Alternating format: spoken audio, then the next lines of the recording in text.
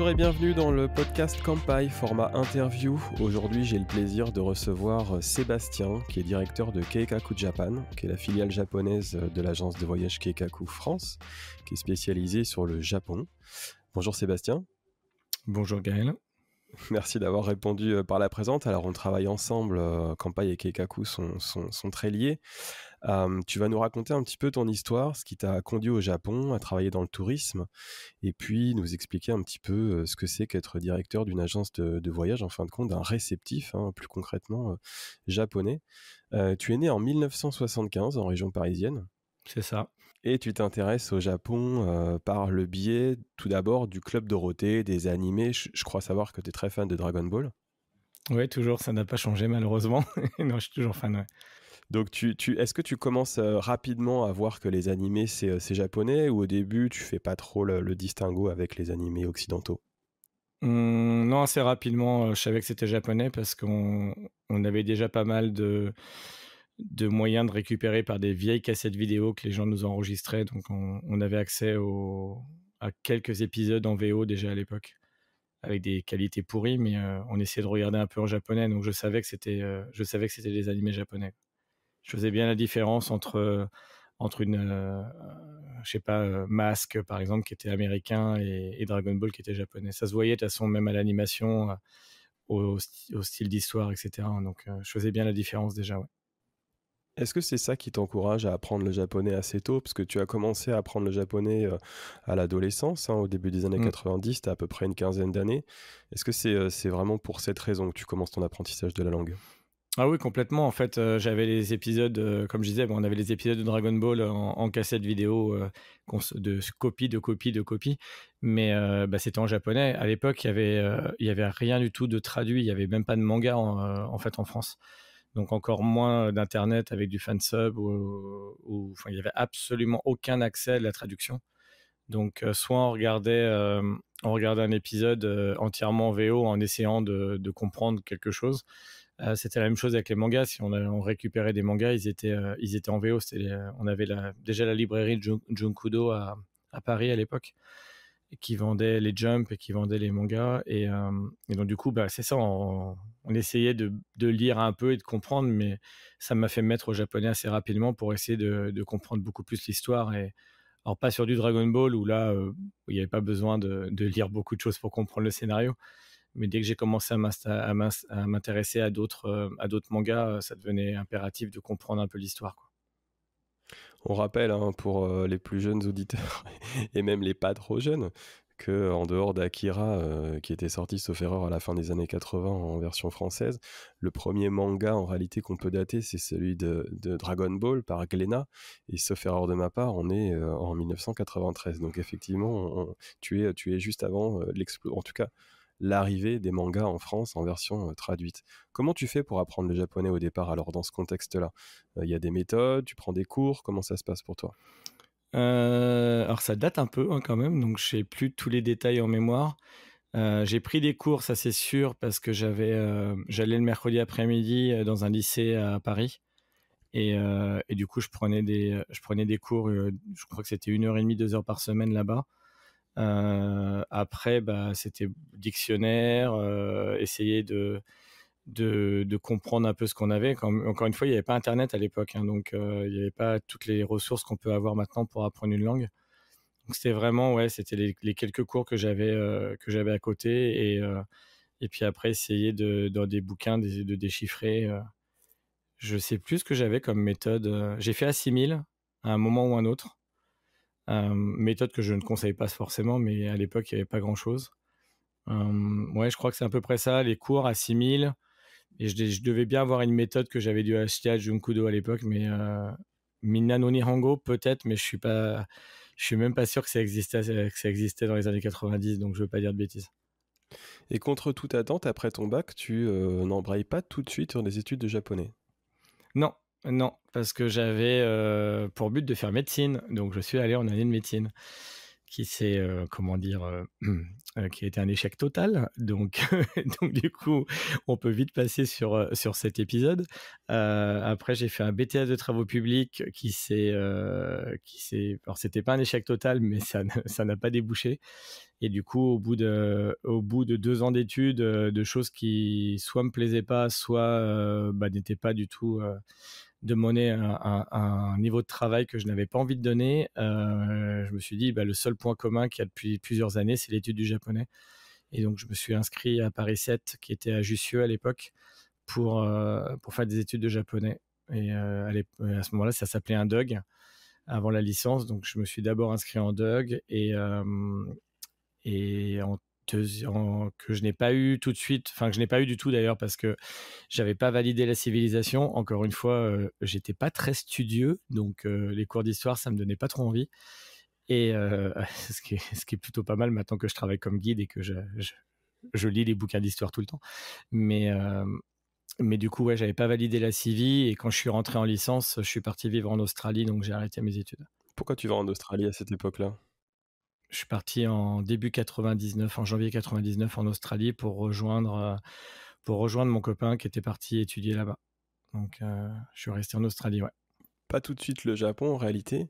Et puis, Non. à la suite de ce voyage, tu arrêtes en quelque sorte le japonais pour partir dans un tout à fait autre secteur qui est l'informatique.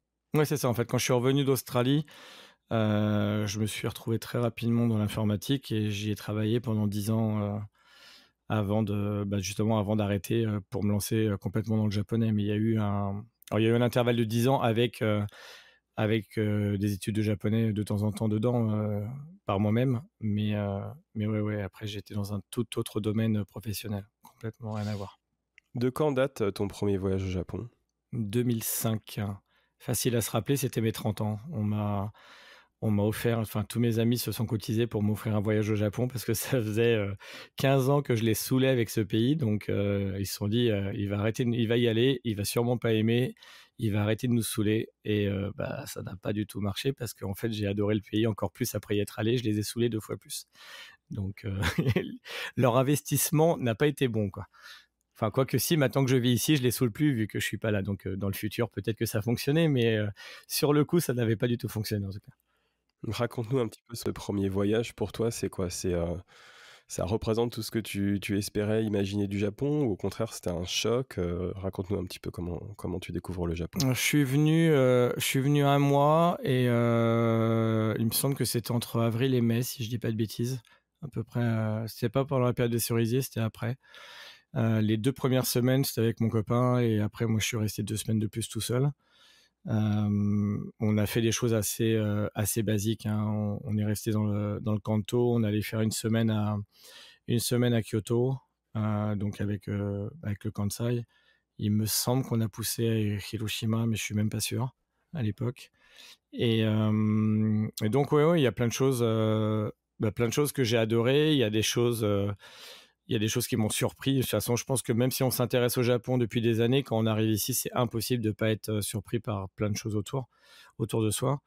Mais le pays, ouais, a complètement explosé toutes les attentes que j'avais. En fait, j'avais très peur d'ailleurs, parce que vu que ça faisait 15 ans que, je vais pas dire que j'idolisais le pays, mais on peut dire ça quand même, quoi. Donc, quand tu pars comme ça, tu as toujours peur de te dire que l'image que tu avais, en fait, était fausse et que tu vas être dégoûté et que ça va pas te plaire. Et en fait, c'est vraiment le contraire.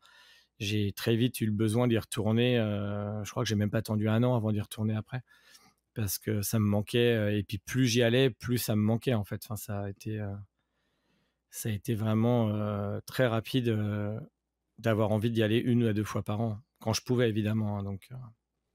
Donc tu y retournais dans un cadre touristique à l'aide de tes économies de travail ou sous d'autres formes? Alors, il y a eu j'y suis allé 10 fois en tout avant de venir vivre ici. Donc il y a cette première fois, j'y suis allé 3 fois en organisant des voyages roller. Donc, je faisais partie de l'encadrement d'une asso qui s'appelait qui s'appelle toujours Roller et Coquillage, qui est l'asso qui gère les randonnées roller le dimanche après-midi sur Paris. Et du coup, on a organisé un premier voyage un peu en ce mode, ouais, on verra ce qui se passera, quoi. Et, on a eu 25 personnes et il y a une forte demande pour le refaire l'année d'après. Donc, je l'ai fait 3 ans de suite.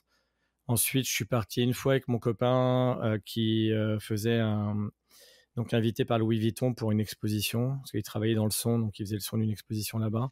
Donc un voyage complètement différent, parce que j'étais invité à l'ambassade, j'étais dans les trucs. Enfin, c'était pas du tout le milieu dans lequel je suis quand je partais par moi-même. Je reviens un petit peu sur les voyages roller dont tu parlais, à l'instant. Donc, tu y vas en tant que voyageur, en tant qu'organisateur, en tant que guide? Parce que à cette époque, tu parles déjà un petit peu japonais, voire pas trop mal. Donc, est-ce que tu as un quel est ton rôle, en fait, dans ces voyages roller? Est-ce que tu es déjà dans les prémices de l'organisation, comme agence de voyage, ou est-ce que, tu y vas juste en tant que voyageur et amateur de roller? Alors, c'est un peu les 2. Déjà, oui, c'est moi qui organisais, donc c'est moi qui définissais, dans quelle ville on allait aller. Donc, il y avait un programme, un programme en tout cas avant que les gens s'inscrivent en disant: «Voilà, on va aller dans telle ville», et comme je disais, on avait fait 3 voyages. Le premier, on avait fait, Kansai, enfin Kanto, Kansai, normal. Le deuxième, on est allé plutôt vers Fukuoka, on avait fait Nagasaki, Beppu, enfin donc du coup le nord de Kyushu. Et le troisième, on avait fait Hokkaido. Donc, j'avais essayé de faire des zones différentes parce qu'il y a des personnes qui en ont fait deux, qui ont fait 3 voyages. Donc, j'ai essayé de faire des choses différentes. Donc, c'est moi qui organisais dans quelle ville on allait dormir, donc qui voyait avec Air France pour acheter les billets d'avion pour le groupe, qui négociait les tarifs des JR Pass, qui trouvait des hôtels pas chers parce qu'à l'époque, j'essayais de faire des voyages vraiment le moins cher possible. Et moi, je me rémunérais en fait, en négociant mon billet d'avion, mon JR Pass et ma chambre d'hôtel, en fait. Donc pour que ça, au moins, ça me coûte rien. Mais je gagnais pas d'argent. Enfin, je ressortais pas avec un bénéfice ou quoi que ce soit. Simplement, je partais du principe qu'il y avait un travail derrière et qu'au moins ne pas avoir à payer le voyage était le minimum. Et après, sur place, j'essayais d'être toujours avec des gens du groupe. Alors, on voyageait pas les 25 en même temps. Enfin, on voyageait ensemble d'une destination à l'autre. On était dans le même hôtel, mais on n'était pas les 25 tout le temps ensemble, sauf si on faisait des randos roller ou des choses comme ça où là, tous ceux qui faisaient du roller venaient. Et, euh, et après, ouais, j'étais en support s'il y avait un problème. En fait, s'il y avait des gens qui avaient, je sais pas, par exemple, qui voulaient aller voir un entraînement de sumo, je les aidais. S'il y a des gens qui avaient des idées d'activités, je leur disais ça, oui, ça vaut mieux éviter maintenant, plutôt faire ça le lundi et pas le dimanche, ou plutôt ça, justement, au contraire, le faire le week-end. Donc, j'étais un peu organisateur de voyage déjà à l'époque. Et ça a aussi un lien sur ma rentrée sur Keikaku après, mais là, ça sera dans le futur. On en parlera après. Mais clairement, enfin, c'est le fait d'avoir eu ces voyages-là, d'en avoir parlé avec des amis qui font qu'après, je suis rentré chez Keikaku comme guide aussi. Donc la boucle a été bouclée un moment quand même. Là, on est à la fin des années 2000. Tu Mm. arrives au terme de ce segment d'informatique pour toi qui a duré 10 ans. Tu as déjà quelques voyages au Japon derrière toi. Tu décides de reprendre le japonais. On est en 2010. Alors ça s'est pas exactement passé comme ça. En fait, c'était donc effectivement en 2010. En septembre 2010, je suis tombé sur un article où un pote m'en a parlé que Inalco, on pouvait s'inscrire en dernière minute en allant faire la queue devant les locaux et essayer d'obtenir un dossier. C'est le premier arrivé, le premier servi. Et je me suis dit, bah tiens, on va y aller parce que je voulais obtenir un échange universitaire pour venir au Japon. J'étais déjà beaucoup trop vieux pour le Working Holiday. Et donc, pour moi, c'était une manière d'aller passer un an au Japon. Donc, je me suis levé, enfin, non, j'ai passé une nuit blanche. Je suis allé faire la queue à 4 heures du matin pour être sûr dans les premiers. Je n'étais pas le premier. Il y avait déjà des gens qui avaient passé la nuit. Et donc, j'ai obtenu mon dossier et je me suis inscrit à Inalco. Mais le premier semestre d'Inalco, je l'ai fait en cours du soir. En cours du soir et le week-end. J'étais encore dans l'informatique à ce moment-là. Et ce qui a fait que j'ai arrêté l'informatique, c'est donc 2 mois plus tard, la boîte où j'étais en mission a mis fin à ma mission. Et donc, du coup, bah, il fallait que j'en trouve une autre.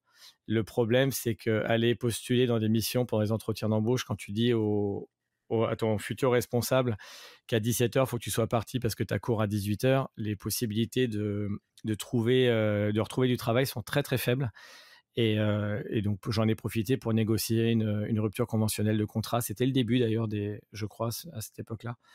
Et donc, du coup, j'ai fait une rupture conventionnelle de contrat qui m'a permis de continuer mes études dans le cadre de la formation avec Pôle emploi et donc d'avoir un tout petit peu d'entrée d'argent pendant que j'étais à INALCO. Avec le recul, c'est une très très bonne chose que ça me soit arrivé parce que les cours ont commencé à être beaucoup plus difficiles, entre autres en civi, parce que contrairement à Paris 7 à l'époque, là je travaillais parce que je voulais avoir des super bonnes notes pour obtenir mon échange universitaire. Et donc, ouais, il y avait une charge de travail qui devenait de plus en plus importante et je pense que ça aurait été très très compliqué de gérer ça euh, en travaillant en même temps. Et un autre avantage aussi, en ayant plus de liberté sur mon planning, ça m'a permis de choisir mes profs pour le deuxième semestre et d'avoir des profs largement plus compétents qu'au premier semestre où même si je disais rien en classe, des fois, je bouillais un peu quand j'entendais les profs dire des grosses bêtises en cours de grammaire ou des choses comme ça. Mais bon, après, tu peux pas... Tous les profs ne peuvent pas avoir le même niveau, mais en tout cas, ouais, ça a été une très très bonne chose que j'arrête de travailler à ce moment-là parce que je suis pas sûr que j'aurais réussi à mener à bien mon projet de partir un an au Japon si j'avais continué à travailler en même temps, en fait. Parce que pour être précis, tu rentres à l'INALCO alors que tu as déjà le JLPT 2, donc le Ouais. test de japonais, le deuxième rang le plus difficile. Mais tu choisis malgré tout de rentrer en première année de licence. Tu peux nous expliquer pourquoi? Donc, ils m'ont proposé, en fait, il y a des équivalences et effectivement, quand tu as le GLPT2, tu peux passer directement en troisième année. Chose que je ne voulais pas faire parce que moi, mon but, c'était de partir en échange universitaire en troisième année, en sachant qu'il n'y a que 2 places normalement par an. Donc, et on est 600 en première année, hein, donc c'est un peu compliqué. Et du coup, le seul moyen qu'il y avait, c'était de faire ma première année comme tout le monde et d'essayer d'avoir les meilleures notes de la promo pour être sûr de partir, en fait. Donc, j'ai quasiment réussi. J'ai eu les meilleures notes de la promo en japonais. Mais à cause de la CIVI, encore une fois, j'ai fini deuxième de la promo parce qu'il y a une petite jeune de 18 ans qui n'avait jamais fait de japonais avant et qui a réussi à devenir première de la promo. Il y a des surdoués. Donc voilà, mais l'idée, c'était vraiment ça, c'était de rentrer en première année pour obtenir un échange universitaire, parce que c'était le but, en fait. Il y avait deux raisons à rentrer à INALCO. La première, c'était l'échange universitaire, et la deuxième, c'est que vu que j'avais arrêté toutes mes études, les 3 études différentes que j'avais fait dans ma jeunesse, j'avais pas de diplôme après le bac. Et au Japon, pour vivre au Japon, il faut avoir un bac+3. Si on n'a pas le bac+3 ou si on n'a pas au moins 10 ans d'expérience dans le domaine dans lequel on veut travailler, le visa de travail est très très compliqué à obtenir. Donc je voulais pas me fermer les portes de peut-être un jour vivre au Japon et donc du coup il me fallait absolument un bac+3. Donc c'était la raison principale, enfin les 2 raisons principales en tout cas d'entrer à INALCO. C'était ça ou valider mes acquis en informatique mais j'avoue que l'informatique, je suis tombé un peu dedans par hasard et je suis content d'en être sorti par hasard aussi, en fait. C'est un pari que tu fais, mais c'est un pari gagnant parce que tu arrives à t'installer au Japon à partir de 2012, c'est ça? Ouais. Alors c'était pas prévu en fait à la base que je m'installe aussi longtemps au Japon.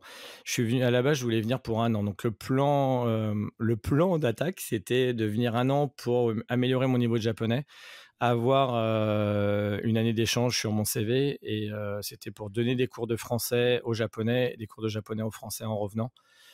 Voire travailler dans une école. Et aussi, j'avais des pistes pour faire interprète pour la préfecture de Paris, pour tous les Japonais qui se font pickpocket, voler, etc., qui ne parlent ni anglais ni japonais. Ils ont souvent besoin d'interprètes comment dire, en astreinte pour faire l'interprétariat quand il y a des Japonais qui viennent dans les commissariats de Paris et qui se sont fait dépouiller, quoi. Donc c'était un peu les projets. Mais avant de venir au Japon, je me suis séparé avec donc mon ami avec qui on était depuis 15 ans. Et donc je suis parti comme c'était prévu. Et au bout de quelques mois au Japon, je me suis dit, mais en fait, pourquoi je rentre en France au bout d'un an? J'ai absolument aucune raison de rentrer. Je suis bien ici. C'est un pays. Ça faisait très longtemps que je venais tous les ans, voire 2 fois par an. Et donc, du coup, j'ai pris la décision de rester vivre ici. Mais ce n'était pas une décision qui était prise avant de venir. En fait, avant de venir, c'était littéralement... Si tu m'avais posé la question en début 2012, voire même début 2013, je t'aurais dit non, non, moi je suis ici pour un an. Il est hors de question que je vive au Japon toute ma vie. C'est un pays que j'adore en tant que touriste, mais ce n'est pas un pays où j'ai envie de vivre, en fait. Cette première année, tu la passes dans quelle ville au Japon? à Osaka. En fait, c'est encore une fois, c'est pas un choix, c'est quand il y a eu les entretiens pour aller à New York. Donc tout à l'heure, je vous ai dit il y avait 2 places de disponibles pour aller en faire sa 3e année au Japon et on était 3 en liste d'attente, enfin finale en fait et sur les 3, c'est moi qui avais les meilleures notes. Donc du coup, ils pouvaient pas vraiment me refuser, c'était un peu compliqué. J'avais demandé une université à Tokyo, je crois que c'était Meiji Daigaku où je voulais aller à la base. Et on m'a gentiment dit que je rentrais pas dans les critères de la bourse, ce qui est une manière très polie et très japonaise de me dire tu es trop vieux.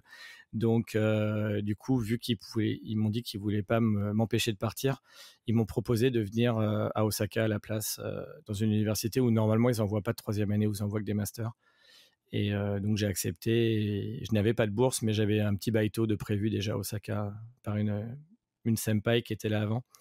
Et donc du coup, je suis venu à Osaka. Mais c'était pas le premier choix. Choix que en tout cas, décision que je ne regrette absolument pas, parce que je suis supporter total d'Osaka et pas du tout de Tokyo. Donc je suis venu à Tokyo en touriste. J'ai adoré Tokyo en touriste. Mais là, quand je dis ça, c'est pour vivre. En fait, je préfère l'ambiance pour vivre est plus. Je trouve que c'est plus facile de vivre à Osaka pour plein de raisons. Hein. C'est une question de taille, c'est une question des gens sur place. Enfin, il y a plein de choses qui font que dans mon cas personnel, Osaka est plus facile à vivre. Je prends le cas par exemple de Denis, un des employés de Keikaku Japan. Il vit à Tokyo et pour lui c'est parfait. Il a des enfants qui sont au collège, au lycée français. Enfin, il pourrait pas faire ça s'il était à Osaka par exemple. Donc chacun en fait va voir les avantages et les inconvénients des villes. Moi personnellement, je suis à fond Osaka et on peut en parler parce que quand j'ai fini mes études ici et qu'il fallait trouver un travail pour obtenir un visa de travail, il s'est forcément, comme tout le monde, s'est posé la question, est-ce que je vais à Tokyo où c'est plus facile. Et j'ai préféré rester à Osaka malgré la difficulté en fait. Alors j'allais y venir, au terme de cette année 2012-2013, donc d'études, comment tu fais pour rester au Japon quand tu prends la décision pour rester à Osaka? Tu trouves tu restes avec quel visa? Tu trouves un travail? Qu'est-ce que tu fais comme activité? Alors, ça a été très très compliqué. C'est vraiment, enfin de toute façon, c'est pas lié qu'au Japon. Hein, c'est migrer dans un pays sans avoir le soutien d'une entreprise déjà à la base est assez compliqué. Donc j'avais fait en fait une conférence sur l'apprentissage des kanji quand j'étais à l'université. Et il y avait un monsieur à cette époque-là, que j'ai oublié son nom de famille, qui créait un manuel de comment apprendre les kanji à travers les mangas ou un truc comme ça. Et il m'a demandé de l'aider. Et vu que moi, j'étais surnommé le kanji otaku à l'époque, j'adore les kanji, même encore maintenant. Et donc, il m'a proposé de l'aider et il m'a fait miroiter un visa une fois que mon visa d'étudiant allait expirer. Et en fait, j'ai compris un peu tard, malheureusement, j'ai compris 3 mois avant l'expiration de mon visa étudiant que c'était une arnaque. Et donc, du coup, je me suis retrouvé les derniers mois de mon visa sans aucune possibilité, enfin, sans aucune piste pour trouver du travail. Et ce que j'ai fait, enfin, c'est vraiment. De toute façon, ma vie est faite de hasard. Hein. Je pense qu'on le comprend avec le podcast déjà. Ce qui s'est passé, c'est que j'ai un pote qui a postulé pour vendre du Beaujolais nouveau. Le Japon est le 2e plus grand consommateur de Beaujolais nouveau au monde. Et donc, du coup, il cherchait des Français parce que ça fait bien en fait pour le vendre dans des supermarchés, dans des grands magasins et tout. Et donc, je suis allé à l'entretien d'embauche avec eux. Il y avait un traducteur, enfin une traductrice qui était là, et au bout d'un moment, j'ai court-circuité la traductrice et puis j'ai dit au patron, écoutez, moi je cherche, le Beaujolais nouveau, je veux bien, mais c'est pas ce qui m'intéresse. Moi, il me faut un boulot à plein temps parce que mon visa expire. Je crois qu'à ce moment-là, il me restait 3 semaines, un mois de visa à peine. Et donc voilà, je cherche un visa. Ils m'ont dit, est-ce que tu sais cuisiner? J'ai fait, bah ouais, ça va quoi. Ils me font, bah on cherche un cuistot pour un resto, enfin pour un bar à vin, est-ce que ça t'intéresse? J'ai fait ouais, bingo. Le lendemain, je suis allé plein d'espoir à l'immigration. Et l'immigration m'a dit, vous avez un diplôme de cuisinier? Je fais non. Vous avez 10 ans d'expérience? Je fais non. Ils font bah donc non, vous pouvez pas travailler là-dedans. Donc grosse déprime. J'appelle le patron pour lui dire que c'est pas possible. Et en fait, c'était une grosse boîte de vin avec pas mal d'échanges avec la France et tout. Et ils m'ont embauché comme traducteur. Donc dans les faits, j'étais traducteur. oui, je faisais un peu de traduction, mais ça devait à peine représenter 10% de mon travail et le reste du temps, je faisais je faisais la cuisine dans le bar. Donc, c'était pas ce qu'il y a le plus légal, on va être très clair, mais ça m'a permis en tout cas, de rester au Japon. Une autre chose qui m'a qui m'a permis de rester, c'est que ma mère a vendu la maison familiale et du coup, j'ai touché un peu d'argent d'héritage, ce qui m'a permis de voir venir parce que vivre au Japon, arriver, c'est pas tout rose au départ, hein. En tant qu'étranger, on est payé le minimum du minimum. Donc, j'avais 180 000 yens par mois brut, ce qui fait à peu près, au cours du yen actuel, ça doit même pas faire 1 000 euros brut, je crois. Donc, autant vous dire que payer le loyer, payer sa vie, ses dépenses et tout, vaut mieux avoir de l'argent de côté le temps de trouver un meilleur boulot.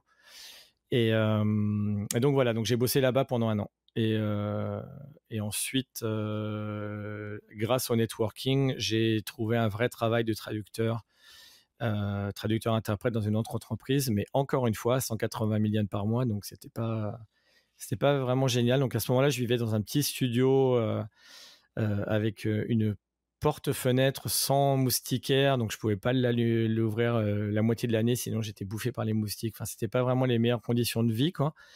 Et encore un hasard, je suis tombé sur une ancienne copine de fac dans la rue qui m'a dit tiens, ça fait longtemps qu'on s'est pas vu et tout, comment tu vas, blablabla. Et elle me fait mais t'adorais avant organiser des voyages au Japon, on en avait parlé quand on était à l'université ensemble et tout.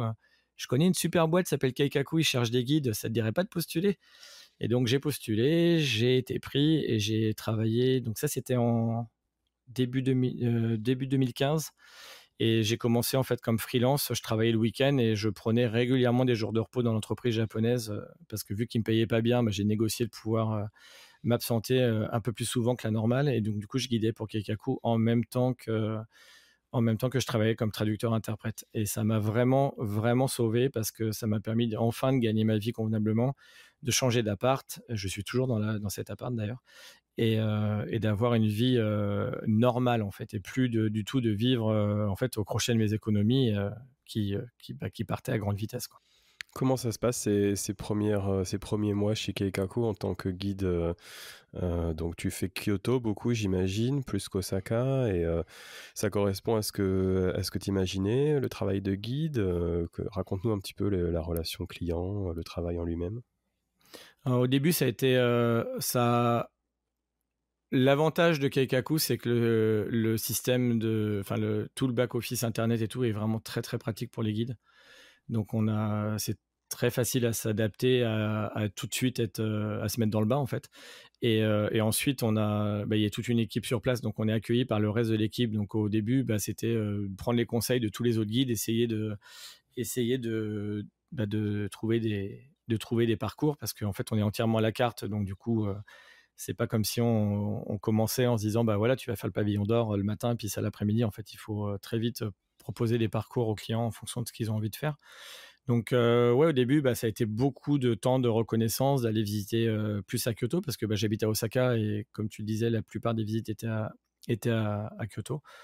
Donc au début, ça a été beaucoup de lectures, beaucoup de renseignements en fait, pour essayer de guider le mieux possible.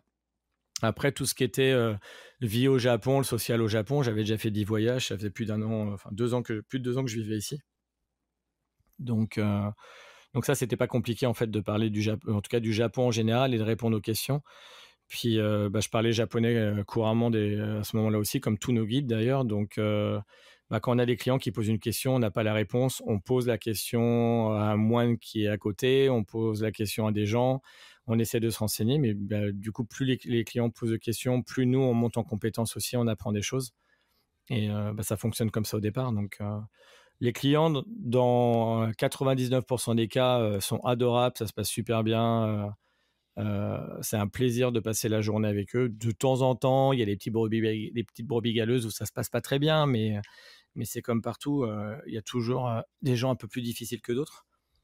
Mais c'est un métier qui est super intéressant. Enfin, c'est d'ailleurs pour ça que je le fais toujours 8 ans plus tard, hein. Si c'était pas un beau métier, j'aurais arrêté depuis longtemps. Je suis pas maso non plus.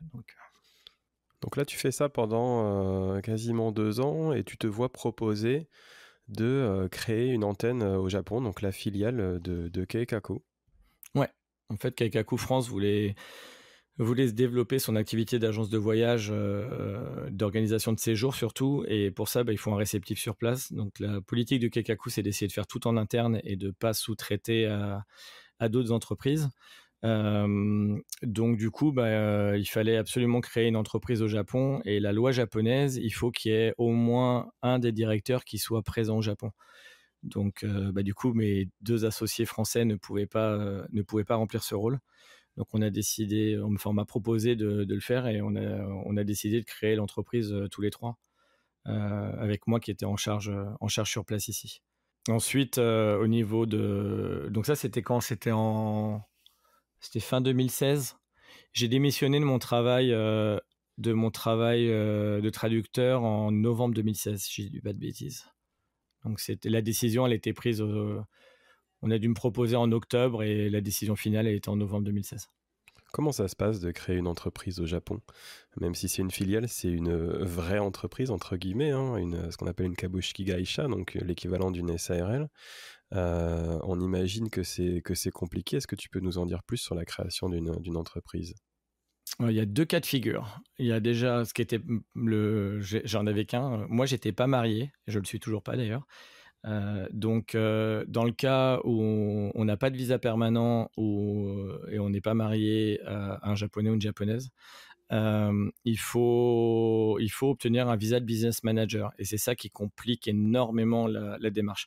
La création d'entreprise par elle-même, c'est pas très compliqué. On peut même, nous, c'est ce qu'on a fait. On s'est fait aider d'une personne qui gère, c'est pas vraiment un avocat, mais c'est une personne qui gère les démarches administratives.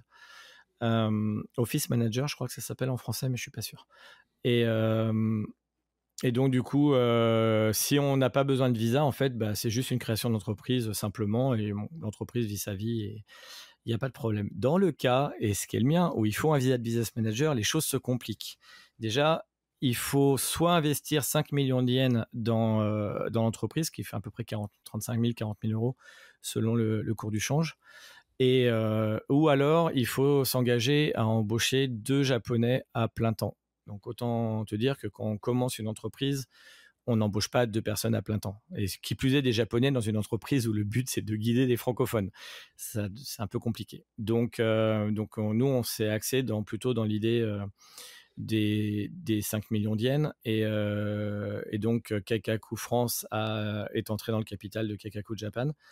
Et donc, j'ai reçu un beau 5 millions de yens sur mon compte en banque personnel, parce qu'il fallait que l'argent vienne de mon compte en banque perso. Et une fois qu'on a fait ça, on a créé l'entreprise.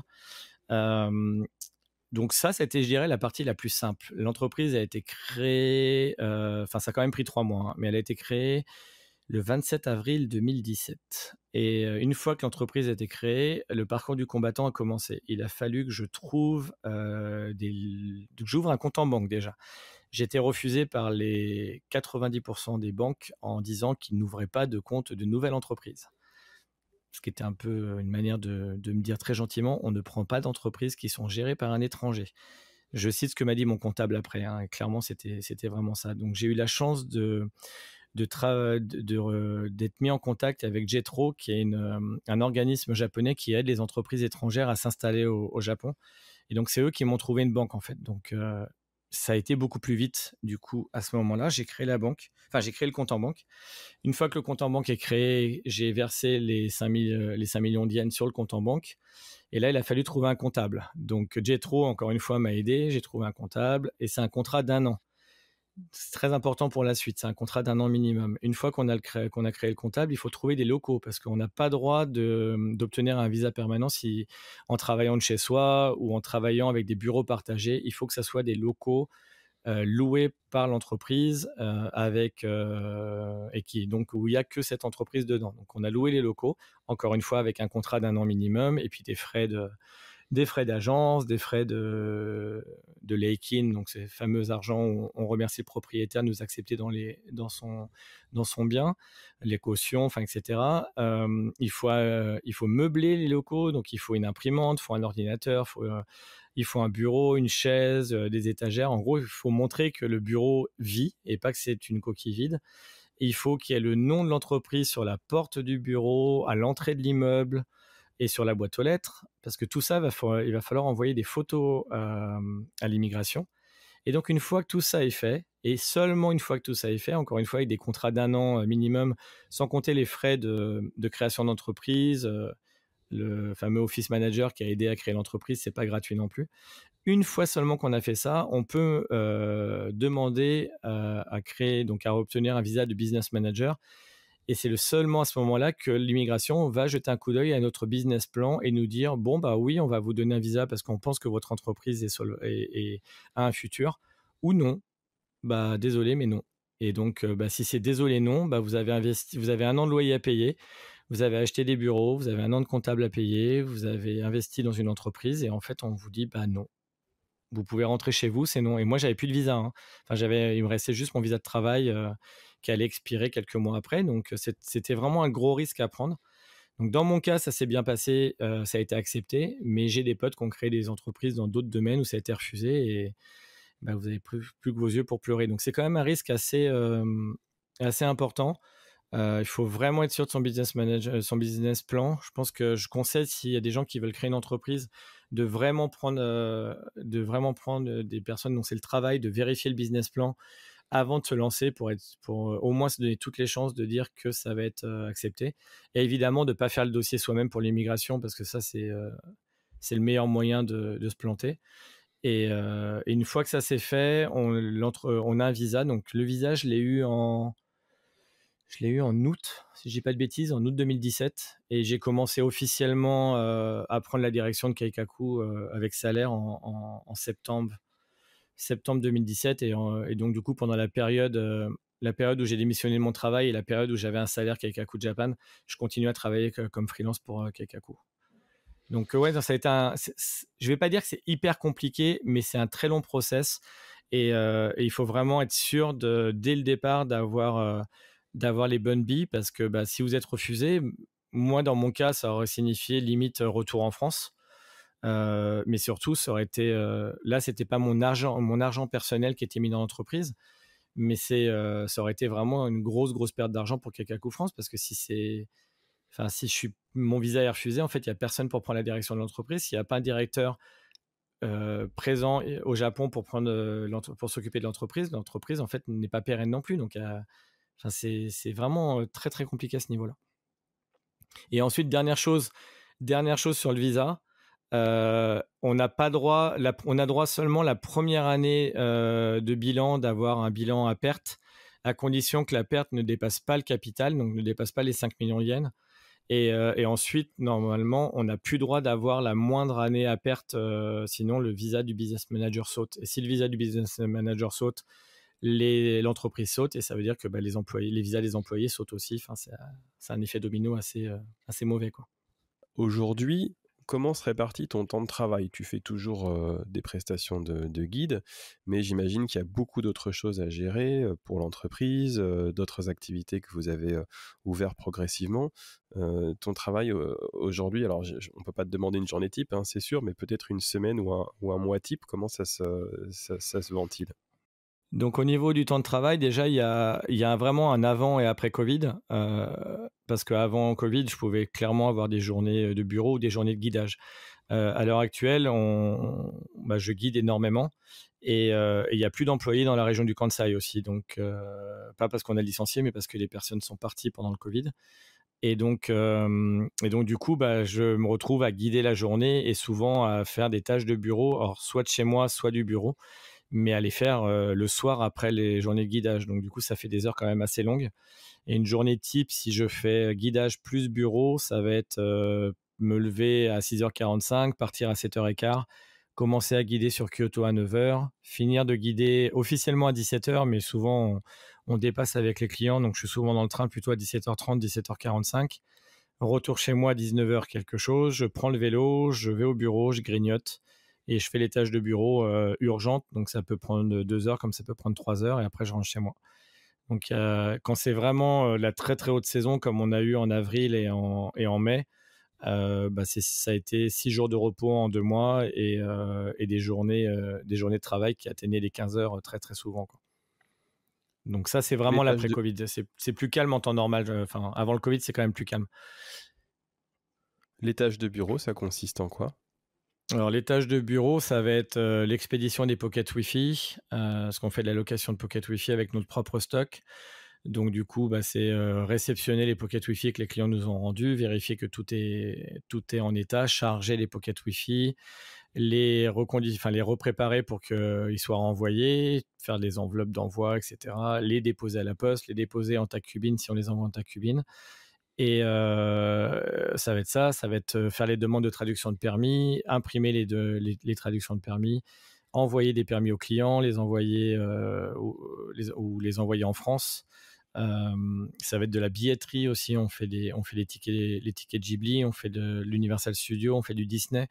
Donc c'est pareil, ça c'est du temps d'achat, du temps d'aller les payer au combini. Puis après, il y a toutes les tâches administratives, la comptabilité, faire les payes, toutes les tâches administratives, plus les tâches de la vie de tous les jours des activités Kaikaku, donc la billetterie, les pockets Wi-Fi et j'en oublie une, et les permis de conduire, qui est une grosse partie du travail aussi. Tu es guide depuis 8 ans maintenant. Oui. Est-ce que ton image du guide a changé? Mmh, ma vision du métier de guide, donc en dehors de moi, mon métier de la vie de tous les jours, il y a clairement, elle a changé parce que avant de travailler comme guide, j'aurais jamais, jamais pris un guide en allant dans un pays, je sais pas, par exemple, à Bangkok ou en Thaïlande ou en Indonésie, j'aurais jamais pris un guide avant. Maintenant, j'ai tendance à prendre des guides plus souvent, au moins une fois dans le séjour. Alors, ça va dépendre. Si c'est un pays où je pense que je vais avoir beaucoup de mal à m'adapter, à comprendre comment fonctionne le pays, je vais avoir tendance à le faire le premier jour. Mais sinon, moi, j'aime bien aussi le faire soit une fois le premier jour et après le refaire dans la deuxième partie du voyage, parce que ça permet aussi de poser toutes les questions qu'on a entassées pendant le séjour, en fait, les choses qu'on surpris, les trucs qu'on n'a pas compris, etc. Ça permet de poser plein de questions. C'est un peu dur pour le guide, je pense du coup, que j'emploie ce jour-là parce que je le bombarde de questions, mais ça fait partie du travail. Et en fait, je me suis rendu compte de ce que moi, en tant que guide, j'apportais à mes clients, et je me suis dit que j'avais envie d'avoir ça quand je vais dans un autre pays. Donc, comme je le disais, répondre à toutes les questions qu'on peut avoir, mais c'est surtout, en fait, on découvre le pays du point de vue d'une personne qui vit dans le pays. Et c'est pas du tout la même chose. Le Japon, et qui plus est, moi qui suis venu 10 fois ici en touriste avant de venir vivre ici, j'ai plus du tout la même image du Japon maintenant que j'y vis. En fait, on voit beaucoup plus l'envers du décor, bien ou mauvais d'ailleurs. Et, tout ça, on peut en parler avec les clients. Donc moi, je trouve ça génial maintenant quand je vais dans un pays, même la Thaïlande où j'y suis allé au moins 6 ou 7 fois. J'ai pris un guide parce que ça m'a permis d'en apprendre plus, et j'ai découvert beaucoup plus de choses où je vais parler plus avec un chauffeur de taxi. Petite anecdote, mais la dernière fois que je suis allé à Bangkok, je suis tombé sur un chauffeur de taxi qui parlait japonais. Donc, c'était génial. Un Français à l'arrière avec un Thaïlandais qui me guidait. Et c'était pas vraiment le guide, mais du coup, il m'a guidé parce qu'il était trop content de parler japonais. Donc, c'est des trucs j'aurais pas fait avant parce que j'avais une image très mauvaise du guide, je pense, qui est un peu liée à l'idée qu'un guide veut dire tout organiser, et du coup, ce truc où on n'est pas libre, où voilà, ce temple-là, c'est de 9h12 à 10h45 et vous n'avez pas une minute de plus. Enfin, alors que nous, c'est pas du tout ça. En fait, si les clients, ils ont envie de rester une demi-heure de plus dans un endroit, ils y restent. S'ils ont envie de changer le planning en cours de journée, ça m'est encore arrivé hier, hein, on avait un planning de prévu. Les clients, en milieu de journée, la dame m'a dit qu'elle avait envie d'acheter des trucs Totolo pour sa fille. On a changé le programme de l'après-midi pour être dans une zone où il y avait la boutique Totolo. Et au final, ils étaient super contents parce qu'ils ont préféré ce qu'on a fait l'après-midi. Donc, on s'adapte à la fois en amont. Quand on contacte les clients, on leur demande s'il y a des endroits qu'ils veulent visiter et tout. Et du coup, on adapte le programme en fonction. Mais même le jour même, on peut complètement changer le programme si les clients ont envie de faire autre chose en plein milieu de la journée. C'est quelque chose que j'avais pas du tout comme image avant, en fait. Pour moi, c'était un truc très, très, planning serré, ce planning-là, souvent avec 20 autres touristes à côté qui respectent pas forcément, ou où on n'est pas libre, en fait, avec des magasins de souvenirs. On nous emmène avec le guide qui a sa commission et tout. Enfin, une image très négative que je pense que beaucoup de Français partagent, et qui est vraiment pas du tout notre cœur de métier. En fait, moi, j'ai aucune commission dans les magasins où j'emmène mes clients. J'aimerais bien des fois, mais j'en ai pas. Et je partage que des magasins où j'achète moi-même et des choses que j'adore au niveau nourriture ou autre, quoi. Et pareil, comme je disais, on organise les journées, elles sont complètement à la carte et on peut les modifier avant ou après, il n'y a aucun souci. Donc, c'est un truc que je trouve vraiment hyper avantageux pour les clients. Alors justement, après 8 ans et avoir accompagné des milliers de clients, quelles sont tes meilleures anecdotes à nous raconter justement sur ce métier, des choses incroyables, des choses étonnantes, des choses positives. Quelles sont tes 3 meilleures anecdotes, là, 2 ou 3 meilleures anecdotes à nous partager? Il faudrait que je réfléchisse un peu, mais bah, déjà, la première qui me vient en tête, parce que ça a un impact sur mes voyages en France.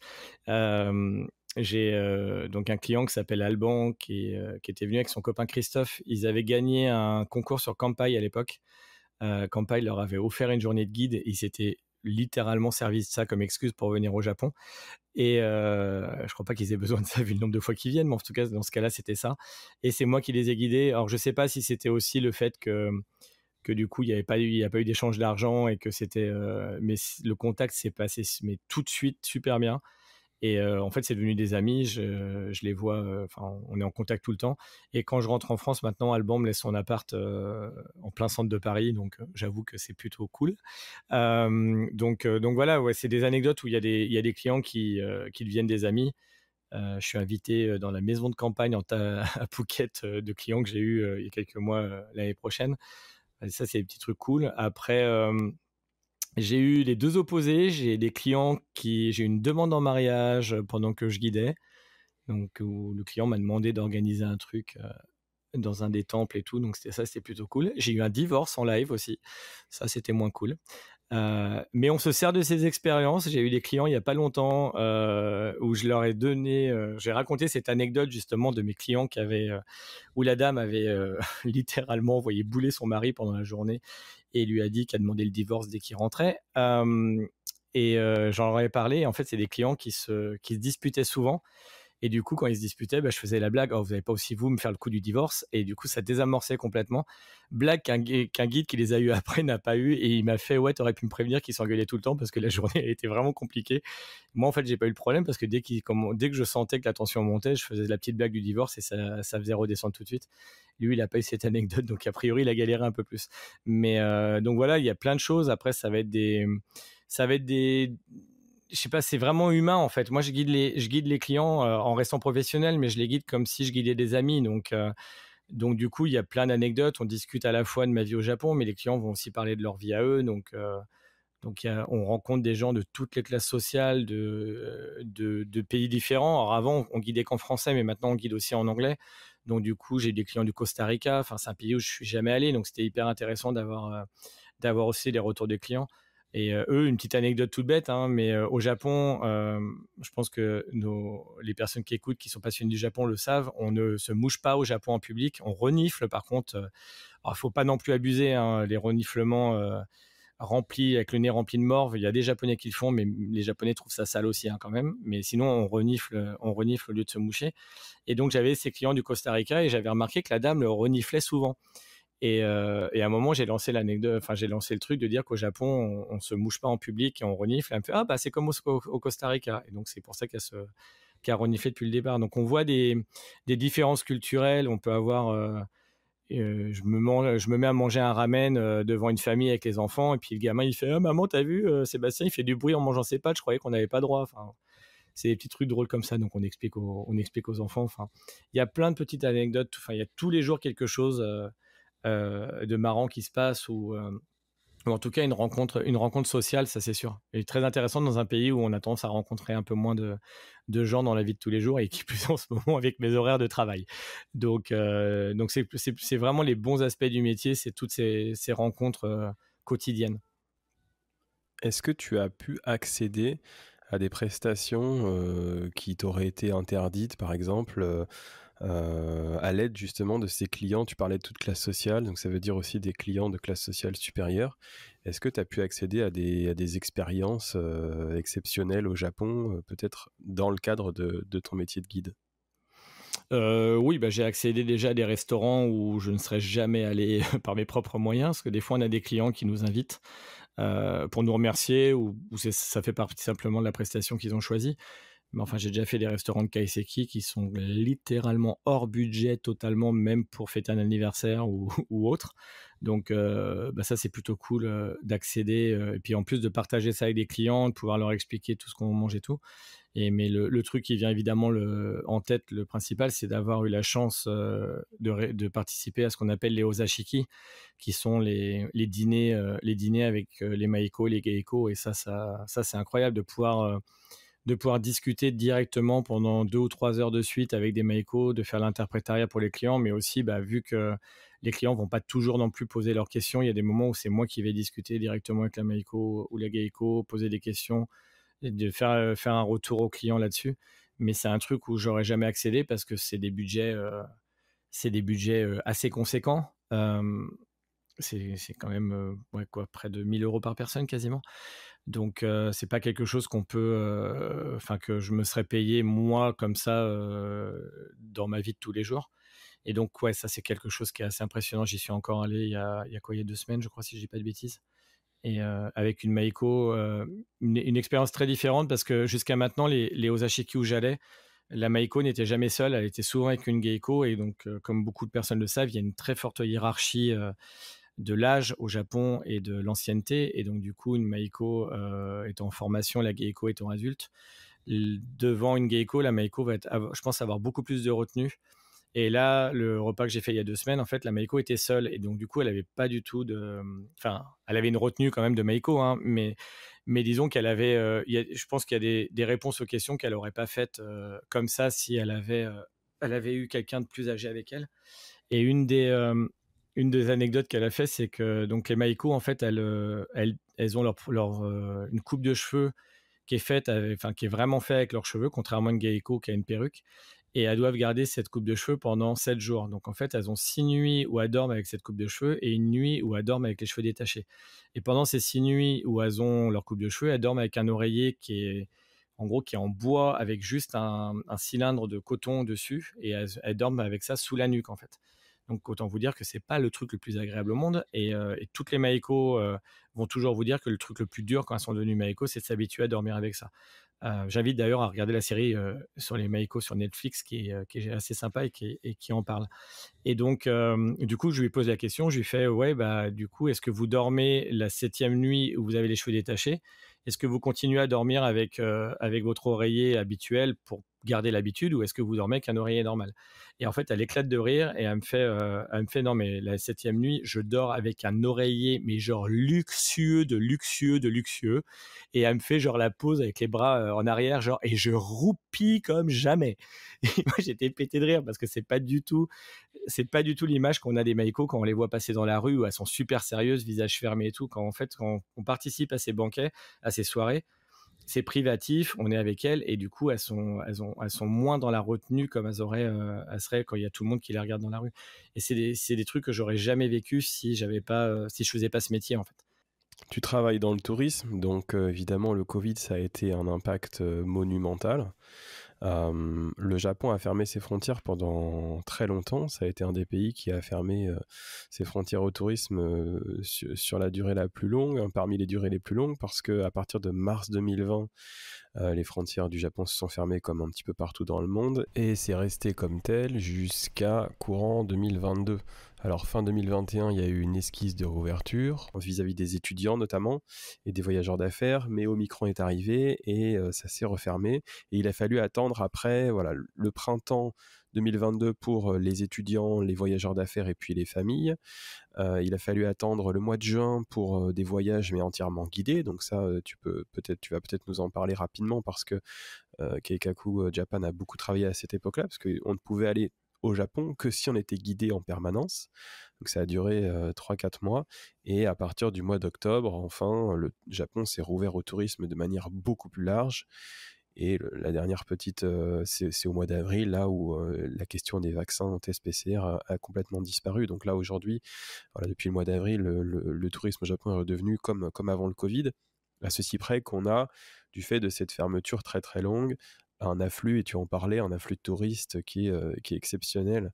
On ne sait pas combien de temps ça va durer, mais on a un volume de travail qu'on le voit, hein, chez les agences de voyage, qui est très important.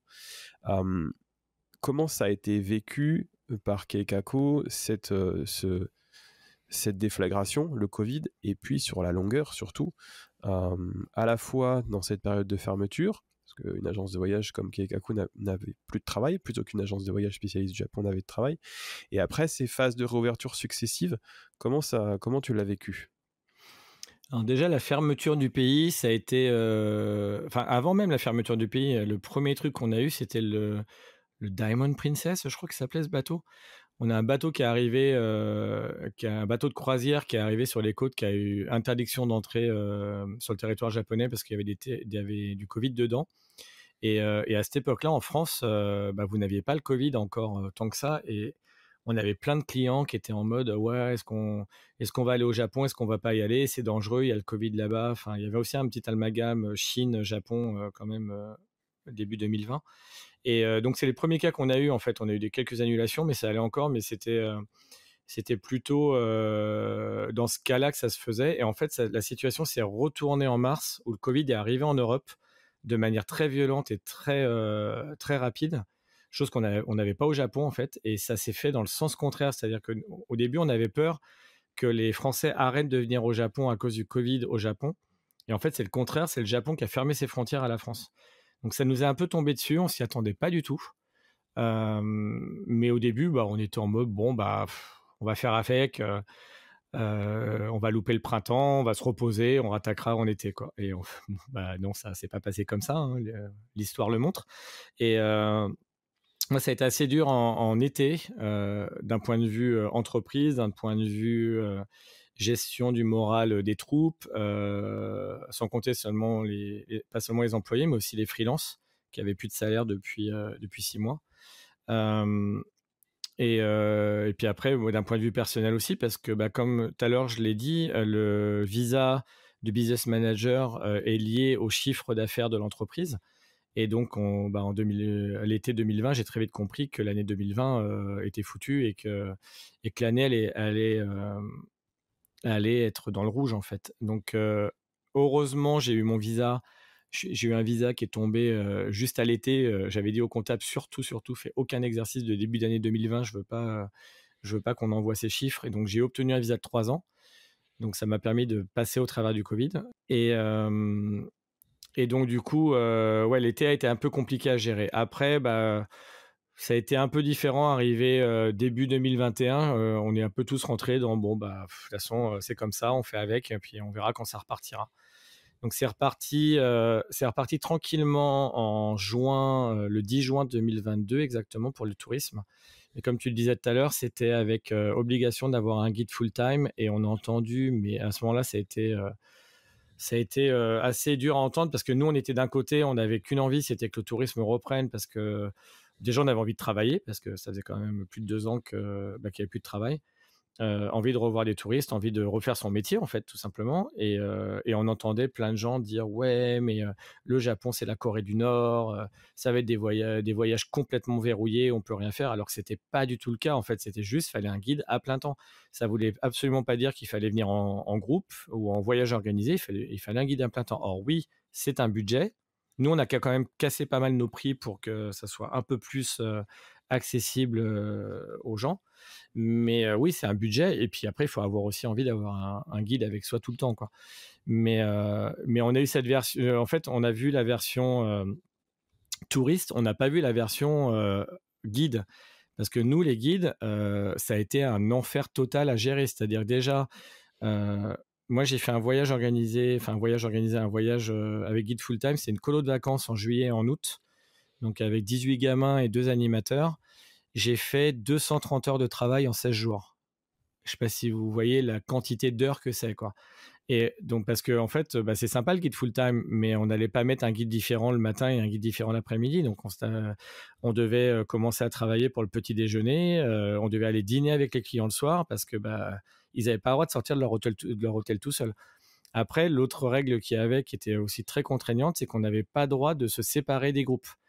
ni de 2 clients. C'est-à-dire qu'on devait être tout le temps avec eux. On ne pouvait pas leur dire: «Bah, voilà, vous avez quartier libre, à Akihabara pendant 1 heure», en fait. On pouvait juste les laisser dans un magasin libre pendant une demi heure, mais c'est tout. Et en plus de ça, on devait absolument noter tous les faits et gestes qu'on faisait. C'est-à-dire qu'on devait, si on prenait le métro, il fallait qu'on note à quelle heure on avait pris le métro, à quelle station, jusqu'à quelle station, à quelle heure on est descendu de la station, dans quel wagon on est monté, dans quel siège on était assis.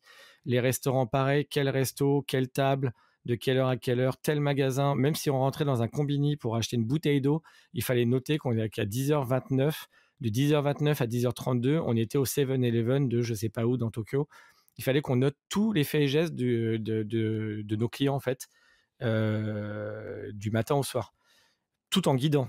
Donc, d'un point de vue guide, c'était vraiment très compliqué. Puis en plus, nous, on a un métier comme on est régional, c'est-à-dire que moi, par exemple, je guide à Kyoto, à Osaka, à Nara et tout, mais je fais des excursions à la journée, en fait.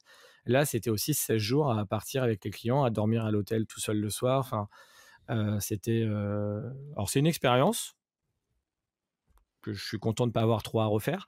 Et en fait, c'était une expérience qui était temporaire, donc on a géré, mais je pense que c'est intéressant aussi de partager le point de vue guide, qui était quand même très très compliqué à ce moment-là. Et puis bon, après, il y a aussi le fait qu'à partir de septembre, on s'est retrouvé un peu entre deux chaises avec le gouvernement qui disait si vous achetez vos billets d'avion et vous réservez tous vos hôtels par une agence de voyage, vous n'avez plus besoin de guide, mais sinon vous avez besoin d'un guide. Enfin, c'était les changements de communication toutes les 2 semaines qui ont rendu le métier très compliqué, à la fois pour nous sur place, mais je pense encore plus pour l'agence en France qui ne savait plus quoi répondre aux clients au bout d'un moment, quoi. Et puis les clients qui s'énervaient effectivement.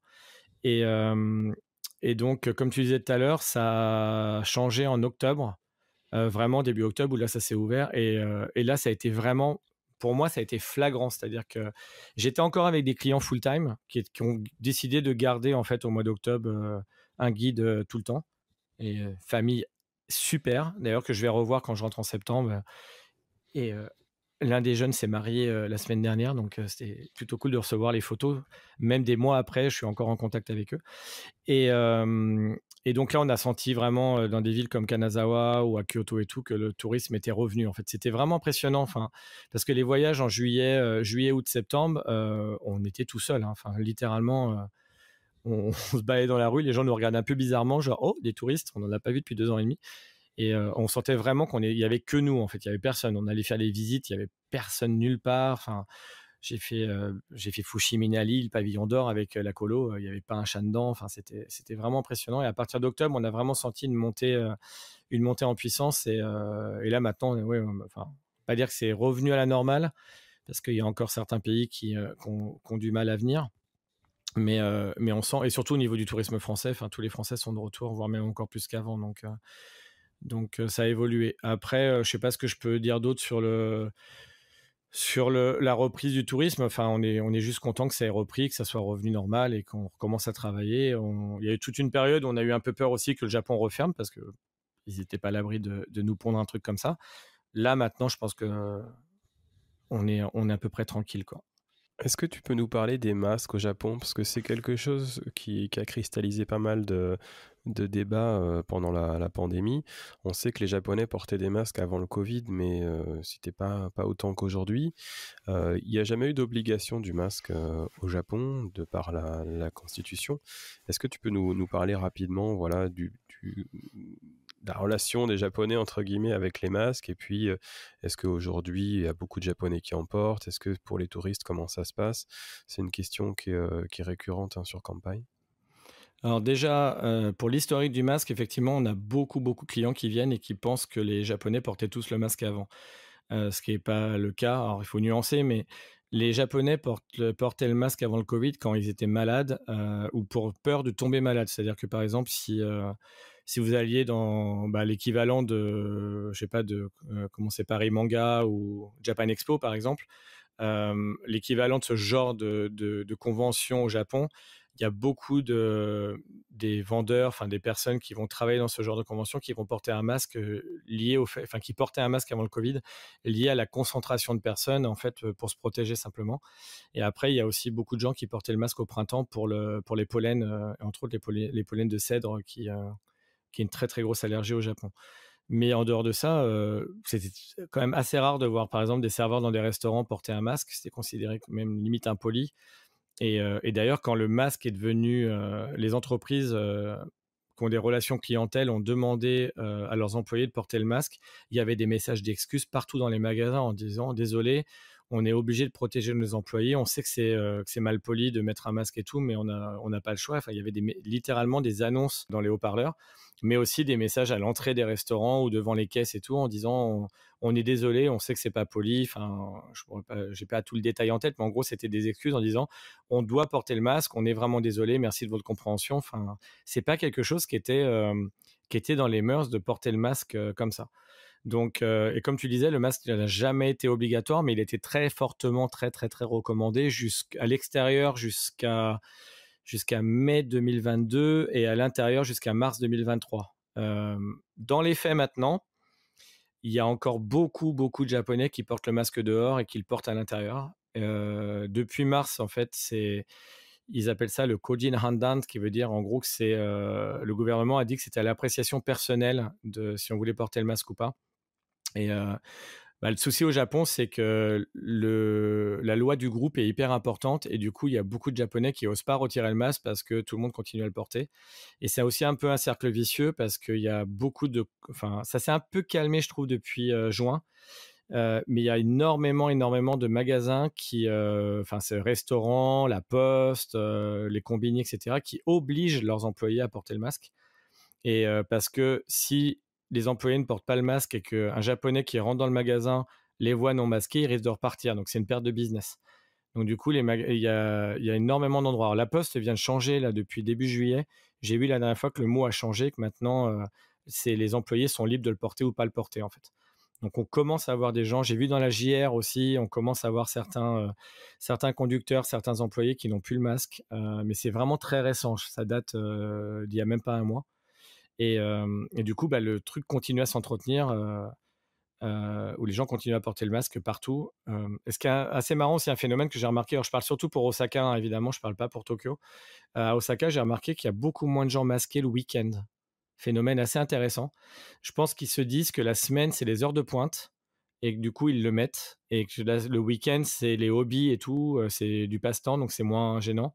Sauf que dans les faits, le train est aussi blindé le week-end que pendant les heures de pointe. Donc voilà. Après, il y a l'autre truc du port du masque, c'est que le port du masque au Japon n'a pas vraiment de logique derrière. C'est-à-dire que le masque, il est porté parce que tout le monde le porte. Mais il n'y a pas je pense qu'évidemment, il y a des gens qui le portent pour se protéger du Covid, mais on voit régulièrement des choses. Par exemple, là, dans le train, là, il n'y a pas encore si longtemps, j'étais dans un train avec des sièges réservés, donc le port du masque n'est évidemment pas obligatoire et même pas du tout recommandé par le gouvernement. Et donc, il y avait un couple de personnes âgées qui étaient sans masque et ils ont mis le masque pour descendre du train pour sortir dehors. Et ça, c'est quelque chose que je vois depuis le début, c'est-à-dire qu'il y a des gens qui... La logique, elle n'est pas là, en fait. Et donc, il y a beaucoup de gens qui portent le masque uniquement parce que tout le monde le porte. Ou ce qu'on entend beaucoup aussi, c'est les filles qui disent ça me fait faire des économies en maquillage. Ou les mecs qui disent j'ai plus besoin de me raser le matin. Enfin, il y a beaucoup de choses comme ça qui font que faut pas se dire que c'est parce que les Japonais ont peur du Covid. C'est pas forcément le cas. Alors, il y en a évidemment il y en a où c'est le cas, mais c'est pas tout le monde. Et après, il faut aussi rappeler que les chiffres du Covid en ce moment, c'est 20 000 contaminations par jour pour 125 millions d'habitants. Donc, c'est pas si on n'est pas en pleine contamination. Et puis, la population est quand même relativement bien vaccinée aussi ici. Donc, voilà, si vous venez au Japon, soyez pas étonnés. Vous allez voir des gens masqués partout. Après, en tant que touriste, vous n'avez pas à le mettre. Il n'y a aucune obligation. Enfin, il n'y en a jamais eu, mais il n'y a même pas de recommandation là actuellement de porter le masque dans les lieux. Si possible, c'est bien d'en avoir un dans son sac parce qu'il y a encore quelques petits endroits par endroit où on va vous demander d'en mettre un. C'est très très rare, mais ça peut arriver que vous rentriez dans une exposition où on vous le demande ou dans un temple où on vous le demande. À Kyoto, à ma connaissance, enfin, en tout cas dans le Kansai, à ma connaissance, il n'y a pas d'endroit comme ça. Mais j'en ai entendu parler dans d'autres régions où c'est arrivé encore qu'ils demandent à mettre un masque. Alors en général, ils en vendent genre 20 yens le masque ou 30 yens le masque, mais voilà quoi. Sachez que c'est possible qu'on vous demande de mettre un masque encore dans certains endroits. Là, récemment, le Japon a annoncé, pas mal de changements, quelques changements en tout cas qui sont assez importants. L'arbre, qui cache la forêt, c'est le JR Pass, hein, donc Japan Railways Group a annoncé une augmentation, importante du Japan Rail Pass, donc qui est le forfait de train touristique inévitable, hein, des voyageurs au Japon. Au mois d'octobre, le JR Pass va augmenter de 65 à 70. Et puis il y a d'autres choses qui se cachent un petit peu derrière. La carte Suica notamment, qu'on ne peut plus acheter aussi simplement au Japon qu'avant parce qu'il faut donner ses coordonnées personnelles, en plus de l'acheter en yens dans des bureaux spécifiques. Il y a aussi des matsuri, donc des festivals ou d'autres événements qui ont fortement augmenté leurs tarifs, en tout cas qui ont augmenté le tarif pour des places premium. On voit certains festivals qui n'hésitent pas à facturer plusieurs centaines ou plusieurs milliers d'euros pour des places luxueuses, que ce soit justifié ou pas.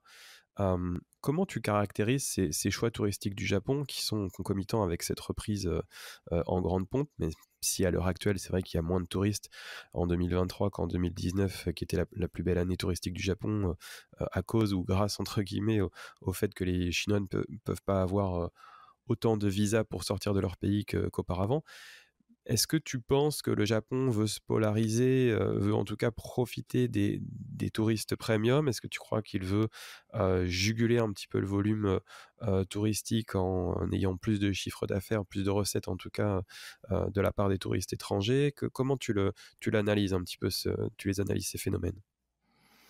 Alors déjà, première chose, pour parler de la JR, je n'ai évidemment pas de preuve de ce que j'avance, mais dans les retours que j'ai des autres agences, sur place, il y a eu aucune communication avec les professionnels du tourisme, sur le fait d'augmenter les JR Pass et des conséquences que ça peut avoir, à la fois pour les agences étrangères, sur leur chiffre d'affaires, mais surtout sur l'aspect du tourisme au Japon. Et je pense même que le gouvernement n'est pas content de cette situation.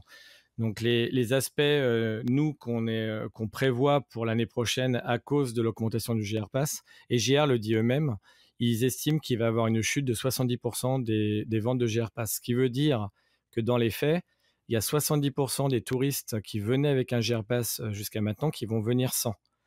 Donc, bah, des clients, des voyageurs qui venaient et qui se disaient ah bah on va aller faire un petit saut à Fukuoka ou on va aller faire un saut à Nagoya ou même dans des villes, je sais pas, à Aomori, des villes du Nord, Sendai, Niigata, etc. Enfin, des villes où le Shinkansen va, et qui était hyper facile en fait à faire un aller-retour dans la journée parce que c'était compris dans le prix du GR. Et puis c'était en mode, oh bah, je sais pas, on est à Tokyo, qu'est-ce qu'on fait? On sait pas trop, on a fini un peu avec Tokyo, on a une journée de rab, bah tiens, on va aller là-bas. Bah, tous ces clients-là, ils vont réfléchir à deux fois parce que quand ils vont voir que l'aller-retour il a plus de 200 euros, ça va calmer en fait dans le budget, surtout quand vous êtes une famille de 4 ou 5. Vous claquez pas 1000 billets enfin 1000 euros de billets de train sur un coup de tête en fait. Ce qui était le cas du JR Pass. Enfin, moi le premier quand j'étais touriste au Japon, j'adore la nourriture de Nagoya par exemple. Combien de fois j'ai fait un aller-retour à Nagoya juste pour aller manger? Bah, je le ferai pas si j'ai pas un JR Pass, hein, ça fait cher le repas. Donc ça c'est le premier impact sur en fait, on a très peur que le tourisme se concentre encore plus qu'avant sur Tokyo et sur Kyoto parce que bah, les clients vont réfléchir enfin les clients et les voyageurs du coup vont réfléchir à deux fois avant de payer des billets de train très chers parce que le train au Japon est cher, surtout le Shinkansen.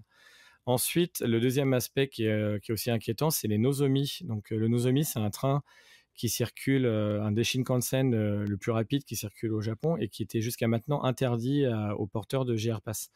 Donc déjà, il y a les nouveaux JR Pass en payant un supplément, je crois. Enfin, on ne sait pas encore, on attend d'ailleurs. Début juillet, on devait avoir des nouvelles de la GR, on n'en a pas a priori pour l'instant.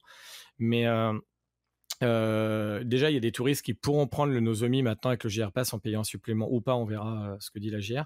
Mais surtout, les 70% de personnes qui avant voyageaient avec un GR Pass qui n'en auront plus, bah, ils vont pas payer, ils vont pas prendre un Hikari ou un Kodama ou un Sakura alors qu'ils peuvent monter dans un Nozomi qui est beaucoup plus rapide pour quasiment le même prix. Sauf que le problème du Nozomi, c'est que les gens qui prennent le Nozomi jusqu'à maintenant, c'est soit des Japonais, soit des étrangers qui vivent ici. Et en fait, au Japon, on envoie sa valise dans sa destination. On voyage très rarement avec sa grosse valise. On va petit voyage de sac à dos, petite valise de cabine, oui, mais la grosse valise de 2 semaines de voyage, personne au Japon ne voyage avec ce genre de valise. Et donc le Nozomi, les gens qui sont habitués, qui le prennent pour le travail, qui le prennent pour faire des déplacements professionnels, etc., qui est la grosse majorité des gens dans le Nozomi, ben, ils vont se retrouver avec une horde de touristes qui va débarquer avec leurs valises et tout. Et ça va être... je pense que ça va être très très dur à gérer au niveau de la population locale. La population locale qui déjà se plaint énormément du tourisme étranger dans certains aspects du nombre, en fait. Donc on a vraiment très peur sur la réaction qu'il va y avoir à cause de ça. Donc ça va à l'encontre en fait de tout ce que dit le gouvernement. Le gouvernement veut passer à 60 millions de touristes étrangers et en fait d'augmenter les prix comme ça va pas favoriser le tourisme. Donc on ne sait pas trop d'où venait cette décision, on comprend pas du tout. Puis comme tu disais, il y a des Matsuri qui augmentent les prix de manière complètement surréaliste. Donc ça, à la rigueur, ça se comprend un peu plus. Ils se disent de toutes les manières qu'on la vende à 5 000 ou qu'on la vende à 200 000, les gens vont acheter, donc autant se faire des sous, hein. Donc pourquoi pas. Mais la politique de la GR, c'est vraiment la politique en se disant on va augmenter de 70%, on va avoir 70% de baisse et on fera le même chiffre d'affaires à la fin, mais on se prendra moins la tête en fait. Mais sauf que dans les faits, je suis pas sûr que ça soit ça soit vraiment ça. Donc moi, c'est une augmentation que je prends pas bien du tout en fait. À la fois en tant que professionnel du tourisme, mais à la fois aussi en tant qu'habitant au Japon, où je pense que ça va avoir des répercussions sociales que la JR n'a pas envisagées du tout. Qu'est-ce qu'on peut souhaiter à Keikaku Japan pour la suite, à court, moyen, long terme? Qu'est-ce qu'on peut souhaiter? Plein de clients super sympas, plein de voyages, mois pour mois, plein de repas avec des Maiko et des Geiko. Bookez vos repas, s'il vous plaît. Et non, pour être plus sérieux, non, juste que l'activité, ça va être un peu le contraire de ce que tu pourrais attendre, que l'activité retombe un tout petit peu quand même, ou alors qu'on arrive en tout cas l'année prochaine, si l'activité continue comme ça, à s'organiser mieux, parce que là, on s'y attendait pas, donc du coup, on s'est pas du tout organisé. Mais c'est pas que notre cas, hein. Enfin, ça, je pense que ça s'est un peu amélioré, mais il y a encore 2 mois, il y avait une statistique qui disait que plus de 70% des hôtels manquaient de staff, en fait. Donc, le retour des tourismes, c'est bien, mais ça s'est fait tellement rapidement que personne n'a le temps de recruter, parce que beaucoup de personnes qui travaillent dans le tourisme sont passées à autre chose ou sont rentrées dans leur pays d'origine, parce qu'il y a quand même beaucoup d'étrangers qui travaillent dans le domaine du tourisme. Donc, l'activité continue ou réduise un peu ou qu'on s'adapte un peu mieux et que surtout, on ne revive pas une période comme on vient de vivre de 2020 à 2022 parce que pas du tout envie de revivre ça, quoi. Envie de continuer à travailler et de présenter le Japon et de montrer le Japon qu'on aime aux clients et de partager. De toute façon, c'est le cas de tous nos guides, de partager notre passion qu'on a pour le Japon. J'ai une dernière question un peu plus personnelle. Est-ce que tu pourrais vivre ailleurs qu'au Japon, maintenant que tu es installé, là, ça fait quand même plus de 10 ans? Est-ce que tu te vois finir tes jours ici? Est-ce que tu te vois déménager à long terme? C'est une question que je me pose de temps en temps. J'ai eu un gros coup de cœur pour Taïwan il y a quelques années avant, enfin, en tout cas les années avant le Covid. J'y suis pas retourné depuis, malheureusement. Mais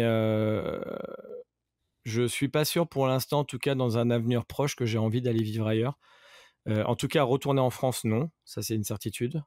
Rester au Japon, je pense que si je partais du Japon, ça serait plus peut-être à la retraite pour aller ailleurs, dans un pays où c'est plus facile de vivre au jour le jour, genre la plage ou je sais pas. Mais je parle d'un truc qui est donc quand même relativement assez longtemps, une vingtaine d'années minimum, j'espère.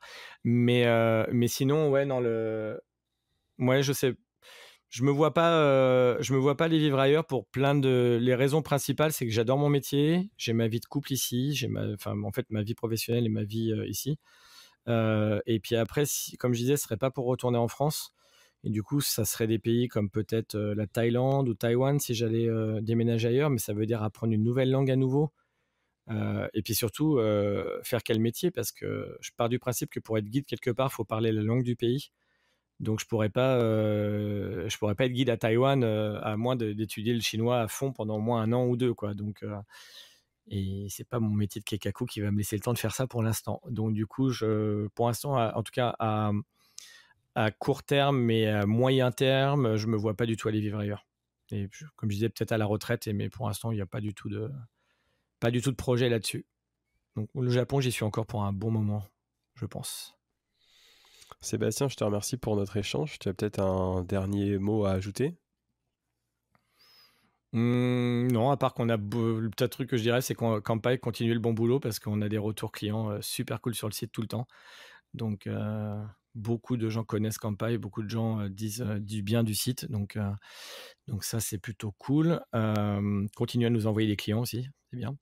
Et puis voilà, mais sinon, non, puis que pour les auditeurs, continuez à vivre au Japon et rester passionnés pour ce pays qui le mérite, qui a plein de choses à partager et qui est très très différent de la France sur quasiment tous les aspects. Donc ça réserve plein de surprises quand on vient ici et plein de plaisir. Merci beaucoup pour notre échange. J'encourage évidemment tous nos auditeurs à aller sur le site de keikaku.fr pour découvrir vos prestations. Et encore une fois, merci pour tous ces éclairages. Et je te souhaite une excellente continuation et que l'activité se poursuive. À bientôt, Sébastien. À bientôt. Salut à tous. Salut. Retrouvez plus d'interviews Japon sur nos podcasts.